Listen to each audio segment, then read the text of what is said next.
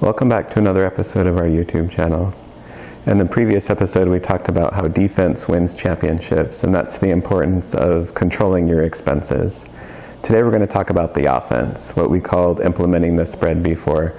This is the income side of your personal finances. If you remember, the most important finance law is that your income must exceed your expenses. That's the only way that you're ever going to get out of a rut. But I think we all agree that it's a lot more fun to make more money than it is to penny pinch your way to the top. Today I'd like to start with a story. Legend has it back in 1992, a boat was headed from China to the United States, and this boat was carrying a crate of rubber duckies. The crate of rubber duckies fell into the water, and all of the rubber duckies got out, and they started to float along in the ocean. They obviously were subject to nature. You had the wind blowing them, you had the ocean current, the waves, all those things. What we found is, over 2 decades later, the rubber duckies were found all over the world. Some had gone as far south as Australia and South America.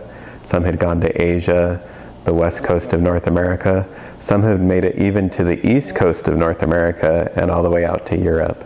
These rubber duckies were found everywhere, and as I said before, they were led by the current and the wind, basically forces outside of themselves. You don't want to be like these rubber duckies where you just leave life to chance. You want to have a specific destination in mind, and you want to put forth a plan to help you get there. This is especially the case in your financial life. It's the only way to guarantee success, that you have to go out and get it. You have to create a plan and go and get it. It all starts by visualization. You want to visualize what a good financial life looks like for you. For some people, it's really big. They picture yachts and big parties and mansions and all of these things. For other people, it's just a nice house in the suburbs and maybe being able to take a vacation once a year. There's no right or wrong answer to that, and you cannot dream too big. But the important thing is that you do dream and that you picture it out so that you can create a plan to get there. The first thing that I recommend if I were to go back and do it all again is I would start by taking a personality test. I prefer Myers-Briggs, but there are several others out there, such as the Colors, the DISC. I mean, there's so many I can't even name them all. The benefit of doing this is it's going to reveal what your personality is so that you can learn more about yourself, but it also will let you have an idea of what careers will come more naturally to you. That doesn't mean that you're stuck just to those careers. You can always venture out there. But it is going to give you a starting place and give you a list of things that should come more naturally to you. For instance, I am an ISTJ, according to the Myers-Briggs scale. And I work in finance. It's actually a really good fit for me, dealing with the laws and the deadlines and everything that we deal with there, the numbers, the analysis, all that. In one of my previous employers, before I got there, they had hired a woman who was complete opposite of ISTJ, so she was the other 4 letters. And they had put her in payroll. And I'm telling you, it was a complete disaster. She really struggled understanding why we have to operate under these laws, why we have deadlines and things like that. And especially in a position like payroll, where yes, the paychecks need to be out by this Friday. She really struggled in that environment. And luckily for her, and for us as well, she did end up moving on to something that was a better fit for her, and everybody was happier. That's not to say that she couldn't have been successful there. It just would have been a lot harder because she was in an environment that came completely unnatural to her. She was a free spirit. She needed to be out painting or something like that, not working in a finance office. I recommend starting there and taking that list. From the list of jobs, pick 2 or 3 that seem most interesting to you, and then go to the Bureau of Labor Statistics. See what kind of wages those jobs pay. If you're going to go through the trouble of putting together a career, I recommend only starting with jobs that pay wages that are above the median household income. I prefer the household income because that means that one income can provide for the entire family. But some people prefer just to look at the median income and then just have 2 wage earners in the house, whatever works for you, but that's how I recommend doing that. While you're there at the BLS website, you can also see the basics of the job, the basic duties that job does, and then also the requirements to get into it.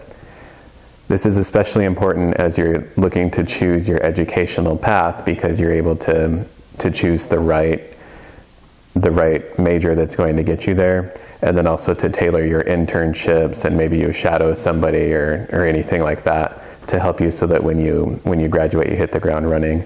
This is a lot more effective than just choosing some random major and praying toward the end that you're going to be able to get a job. This way you start with the end in mind, and you have the path to get you there. This method will give you some good options, and there really are some good jobs out there that pay a lot. For instance, every Fortune 500 company has to have a CFO, and we know that those people make a lot of money. The problem with this route, though, is that it can be pretty limited on what you can earn, and outside of those handful of positions, for most people, it tends to be more of a middle-class lifestyle.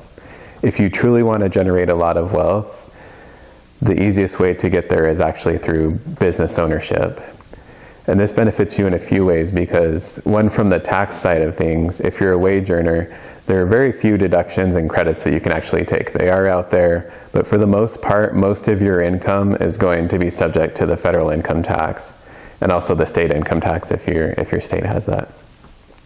Whereas if you're a business owner, the tax law is structured in such a way that they only tax your net income, and so you can reinvest money back into the company and then not have that money be taxed, and it really ends up favoring you in the end to go that route.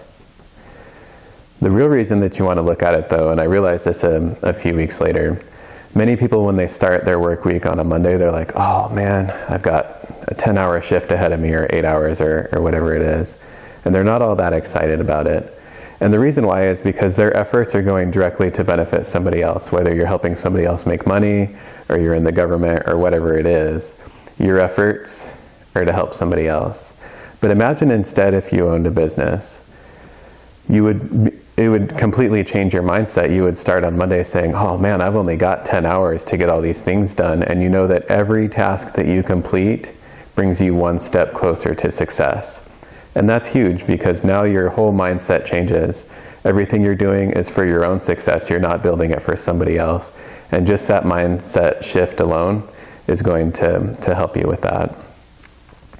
Right now we're actually in transition, so I don't want to give too much advice on building a business, because I don't have a lot of experience there.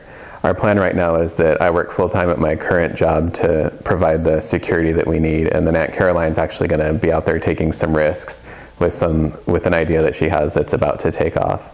And so we'll be able to provide an update later on with some of the things that we learned along the way, but we just wanted to get that in there. And then just to go back to our plan, and then the ultimate plan is then once she makes enough money to provide the security, then I will leave the workforce and start my own business, and then we'll both be business owners at that point, or we'll go into it together. So I do have a couple of books to recommend today on the income side. The first is The Parable of the Pipeline, and the next is the Millionaire Fast Lane. In both of these books, they talk about the importance of business ownership, but it's the whole notion of making money while you sleep. So that way you do the work once, and then the income keeps coming in. Think of somebody like an author. You write the book once, and if you're somebody like R.L. Stine, you sell 400 million copies. Well, those monies just keep coming in year after year, and you don't have to worry about it. Of course, he keeps writing the books, but that's just an example.